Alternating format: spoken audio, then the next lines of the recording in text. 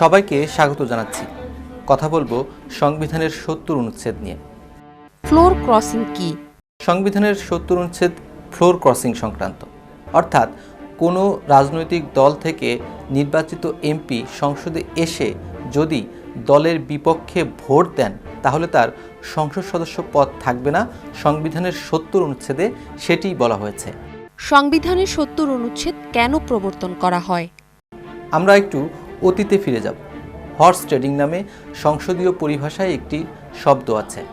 ১৯৫০ থেকে ৬০-এর দশকে পূর্ব পাকিস্তান এবং পাকিস্তানে হর্স ট্রেডিং শব্দটি ব্যাপক বিস্তৃতি লাভ করে। হর্স ট্রেডিং হচ্ছে কোনো সরকারি দলের এমপি ব্যক্তিগত লোভ, লাভ এবং স্বার্থের জন্য যখন নিজ দলের বিপক্ষে গিয়ে ভোট দেয় অথবা বিরোধী শিবিরে যুক্ত হয় তখন এটাকে হর্স ট্রেডিং বলা হয়। ১৯৫৪ সালের পূর্ব পাকিস্তানে যুক্ত ফ্রন্ট সরকার গঠন করেছিল। তারা বিপুল ভোটে বিজয়ী হয়েছিল।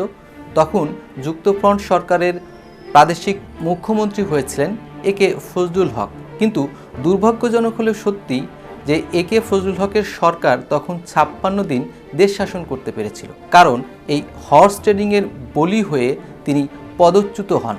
১৯৫০ থেকে ৬০-এর দশকে বেশ কয়েকজন প্রধানমন্ত্রী পদচ্যুত হন।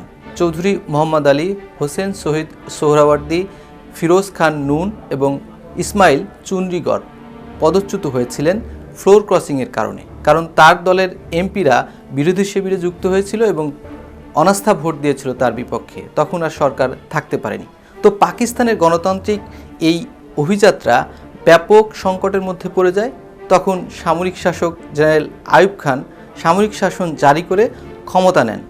এই যখন অবস্থা, বাংলাদেশ স্বাধীন হলো ১৯৭২ সালে গণপরিষদে যখন বাংলাদেশের জন্য সংবিধান লেখা হচ্ছে তখন সংবিধানের এই ৭০ অনুচ্ছেদ নিয়ে ব্যাপক বিতর্ক দেখা দেয়। সুরঞ্জিত সেনগুপ্ত সহ বেশ কয়েকজন সংসদ সদস্য বলেন যে সংবিধানের এই ৭০ অনুচ্ছেদ যদি পাশ করা হয় বা লেখা হয় তাহলে সংসদ সদস্যরা স্বাধীনভাবে চিন্তা করতে পারবেন না এবং দলের দাস হয়ে যাবেন। তখন যুক্তি দেখানো হয়েছিল যে একজন সংসদ সদস্য শুধুমাত্র তিনি নির্বাচিত হন না, দলনেতা এবং দলও সঙ্গে সঙ্গে ভোটাররা ভোট দিয়ে নির্বাচিত করে থাকে। সুতরাং গণতান্ত্রিক স্থিতিশীলতার জন্য অবশ্যই সংবিধানে এই ৭০ অনুচ্ছেদ এখন যেভাবে আছে সেভাবেই দিতে হবে এবং তখন সেটা সেভাবে পাশ হয়ে যায়।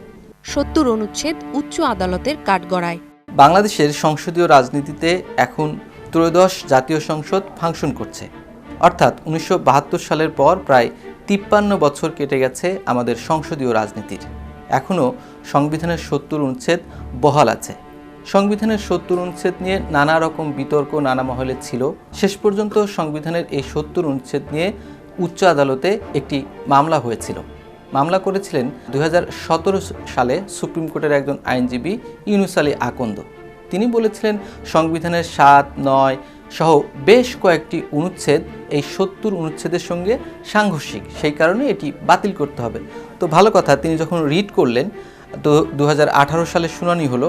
প্রথম দফায় হাইকোর্টের একটি ডিভিশন বেঞ্চ দ্বিধাবিভক্ত রায় দেন। দুজন বিচারপতি দুরকম রায় দিলে তখন এটা যথাবিহিত প্রধান বিচারপতির কাছে চলে যান। প্রধান বিচারপতি পরবর্তীতে আবার একজন বিচারপতি ঠিক করে দেন, সেই বেঞ্চে শুনানি হয়।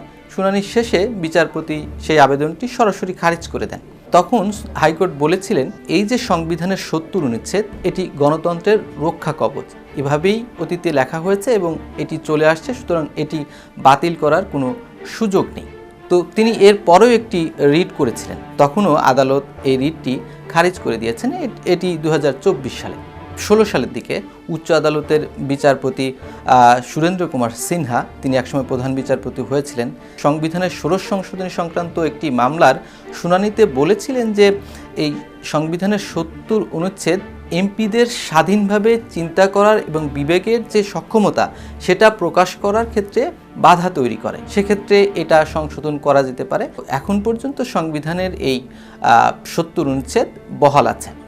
ফ্লোর ক্রসিংয়ের যাত্রা ও অনুশীলন।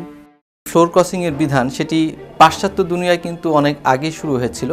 এটি প্রথম শুরু হয় কানাডাতে।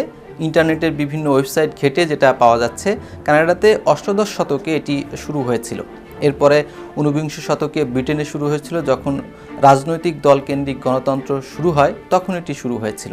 এখন বিশ্বের বিভিন্ন দেশে এটি আছে, ইউরোপীয় ইউনিয়নের বেশিরভাগ দেশে এটি আছে, অস্ট্রেলিয়াতে আছে সংবিধানের এরকম ফ্লোর ক্রসিংয়ের বিধান, কিন্তু দলে কঠোরভাবে এটি নিষেধ করা আছে। দক্ষিণ কোরিয়া এবং জাপানের ক্ষেত্রেও তাই। বৃহৎ গণতন্ত্র ভারতেও কিন্তু এই ফ্লোর ক্রসিং সংক্রান্ত বিধান আছে, অর্থাৎ কঠোরভাবে মানা হয়, কোনো এমপি ফ্লোর ক্রসিং করতে পারবেন না। পাকিস্তানে আরও কঠোরভাবে, আমাদের মতোই, তো সেখানেও এরকম বিধান আছে। জুলাই জাতীয় সনদে ৭০ অনুচ্ছেদ। আমাদের দেশে ৭০ অনুচ্ছেদ নিয়ে জুলাই জাতীয় সনদেও কিন্তু ধারা যুক্ত করা হয়েছে। জাতীয় ঐকমত্য কমিশনের এই ফ্লোর ক্রসিং সংক্রান্ত ধারা নিয়ে যে আলোচনা হয়েছে সেটি পরবর্তীতে জুলাই সনদে অন্তর্ভুক্ত করা হয়েছে। বলা হয়েছে অর্থ বিল এবং অনাস্থা এই দুটো বাদে এমপিরা তার দলের বিপক্ষে অবস্থান নিতে পারবেন, এরকম কথা বলা আছে। 29টি দল এবং জোট কিন্তু এটার পক্ষে অবস্থান নিয়েছিল এবং বিএনপিও নিয়েছিল, তবে বিএনপি নোট অফ ডিসেন্ট দিয়েছিল। এর ফলে বিএনপি আরও 2টি বিধান যুক্ত করার কথা বলেছিল। তো এখন যেটি দাঁড়াচ্ছে, জুলাই জাতীয় সনদ বাস্তবায়ন নিয়ে সরকারি দল এবং বিরোধী দল 2টি শিবিরে বিভক্ত হয়ে গেছেন সংসদে। এটা আদৌ কোন পন্থায় বাস্তবায়িত হবে সেটি নিয়ে প্রশ্ন দেখা দিয়েছে।